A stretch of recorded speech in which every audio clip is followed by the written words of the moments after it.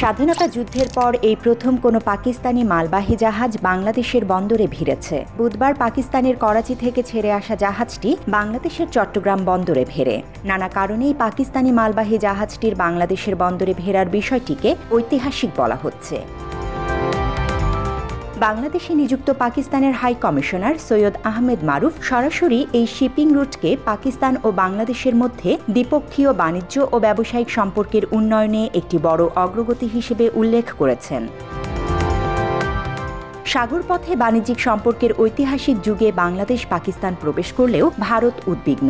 Telegraph ইন্ডিয়ার নিবন্ধে বলা হয়েছে, বিগত 5 দশকের মধ্যে প্রথমবারের মতো পাকিস্তানি মালবাহী জাহাজ বাংলাদেশের বন্দরে। প্রতিবেদনে আরও বলা হয়, বাংলাদেশ পাকিস্তানের মধ্যে এ ধরনের সরাসরি সামুদ্রিক সংযোগের কারণে ভারতীয় উত্তর পূর্বাঞ্চলীয় রাজ্যগুলোতে অস্থিতিশীলতা সৃষ্টির আশঙ্কা আছে।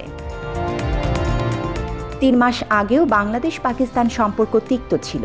বাংলাদেশের বন্দরগুলো গত 5 দশক ধরে পাকিস্তানের জন্য নিষিদ্ধ ছিল। দুই দেশের মধ্যে বাণিজ্য সিঙ্গাপুর বা কলম্বোয় ট্রান্সশিপমেন্টের মাধ্যমে হতো। তবে হাসিনা সরকারের পতনের পর অন্তর্বর্তী সরকার পাকিস্তানের সঙ্গে সরাসরি সমুদ্রপথে বাণিজ্য স্থাপন শুরু করল।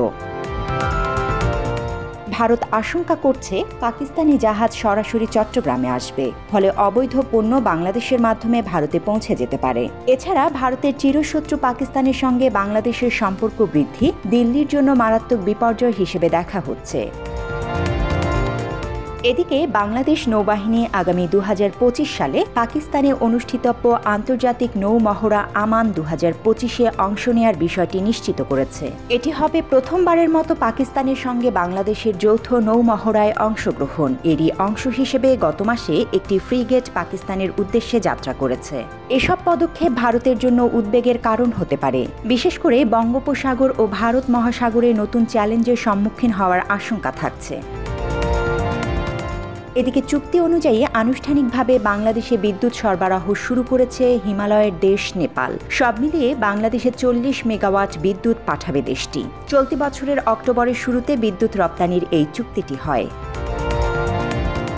ডক্টর ইউনূস সরকার ভারতের বৃত্ত থেকে বেরিয়ে প্রতিবেশী দেশগুলোর সঙ্গে সম্পর্ক জোরদার করছে, যা দিল্লির জন্য একটি সতর্ক বার্তা হিসেবে দেখছে ভারতের গণমাধ্যমগুলো। জান্নাতুল ফেরদৌস তমা, বাংলা এডিশন।